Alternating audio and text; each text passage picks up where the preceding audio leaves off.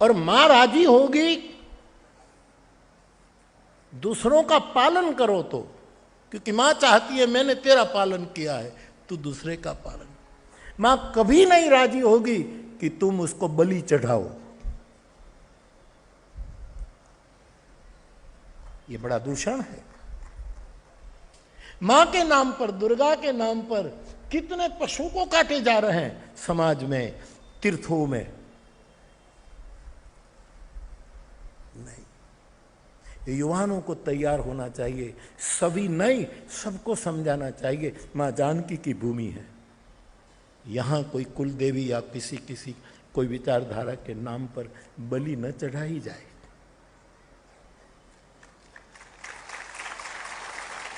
मैं युवकों को उकसा नहीं रहा हूं, लेकिन यहाँ की युवा शक्तियों को कह रहा हूं कि सभी नहीं, जो परंपरा होती है कुछ लोग मानते नहीं, उसका डर लगता है कि ये बलि बंद कर देंगे तो नुकसान, इसको पास जाकर उसके बच्चे बनकर सभी नहीं समझाना, धीरे धीरे समझाना कि ये शोभा नहीं देता, ये मां की।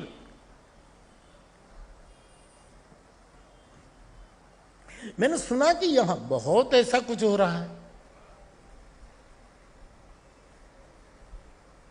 मैं आपसे निवेदन करूंगा,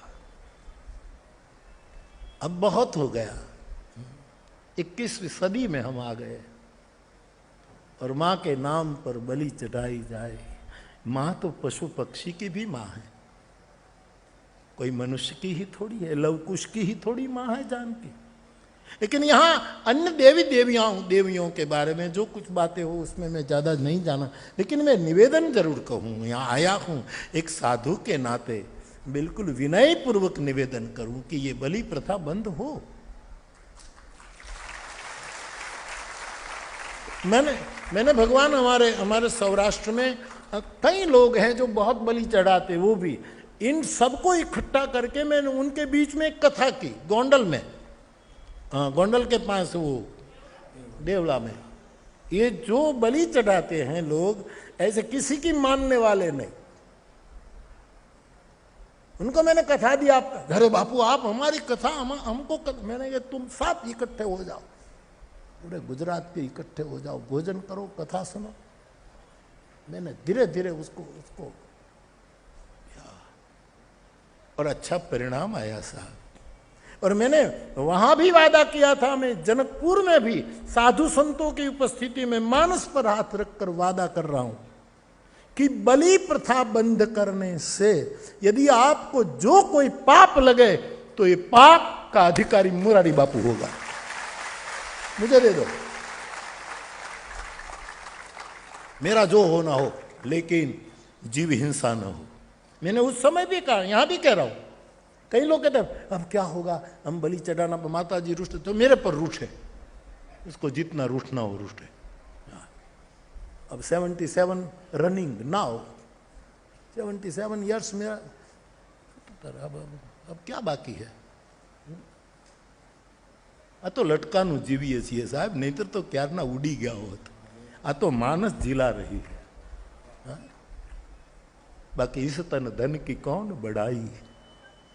तो मैं बहुत दिल से कह रहा हूं, मेरे जनकपुर वासी, मेरे इस प्रांत के और जहां जहां दुनिया में जहां जाऊं, इन सबको कहो कि आपको भय है, आपकी अंधश्रद्धा है कि देवी को बलि नहीं चढ़ाएंगे तो हमारे कुटुंब में ऐसा हो जाएगा, रोग आ जाएगा, ये फला, ये सब मान्यता बंद करो और जो पाप लगे प्लीज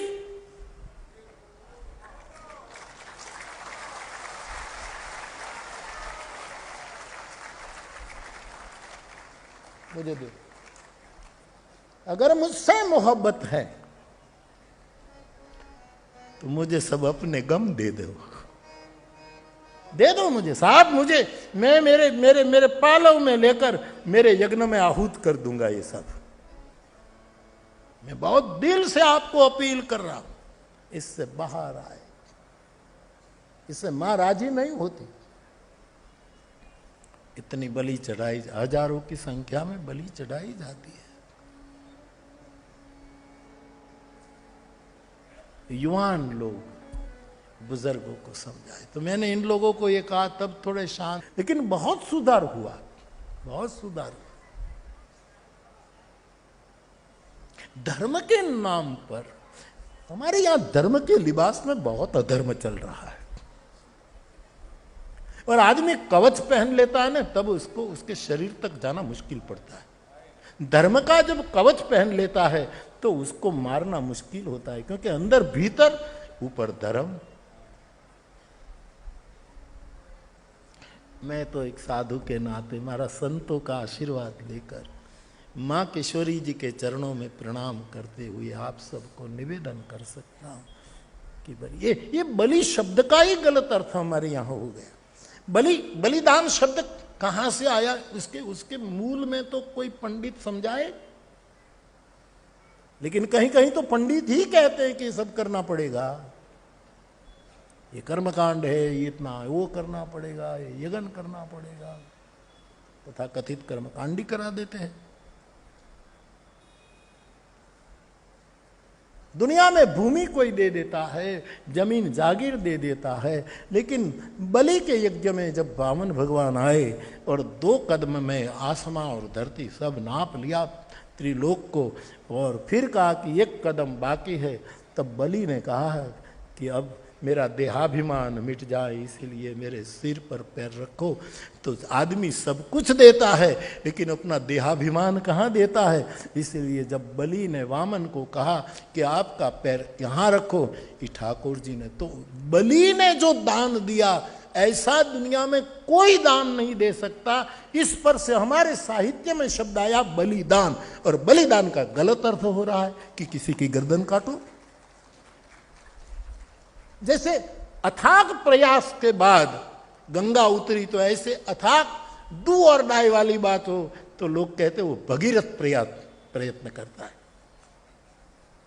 अपनी प्रतिज्ञा पर अटल रहे, ऐसी प्रतिज्ञा के साथ हमने एक शब्द जोड़ दिया, भीष्म प्रतिज्ञा।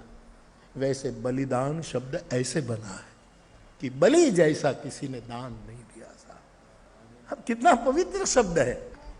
ये बेचारे मूंगे पशु न बोल पाते हैं, हाँ, इनकी बलि ये पुण्य कर्म नहीं है, ये पाप अर्जित कर रहे हैं। इसलिए प्लीज मेरे युवान भाई बहन, विनय से सबको समझाना, धीरे धीरे ये कम हो जाए।